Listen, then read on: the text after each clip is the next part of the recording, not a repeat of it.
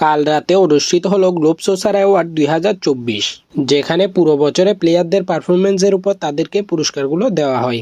এই অনুষ্ঠানটি 2010 সাল থেকে হয়ে আসছে এবং এটি প্রতি বছর দুবাইয়ে অনুষ্ঠিত হয়, যেখানে আবার বেস্ট প্লেয়ারের পুরস্কার জিতল ভিনিসিয়াস জুনিয়র। ফিফা দ্য বেস্টের পরে গ্লোব সোসার অ্যাওয়ার্ডেও বেস্ট প্লেয়ারের অ্যাওয়ার্ডটা জিতল ভিনি। এছাড়া বেস্ট ফরওয়ার্ডের পুরস্কারটাও দেওয়া হলো ভিনিসিয়াসকে। এছাড়া একই অনুষ্ঠানে পুরস্কার জিতল Cristiano Ronaldo. Best middle east player নির্বাচন করা হয়েছে রোনালদোকে।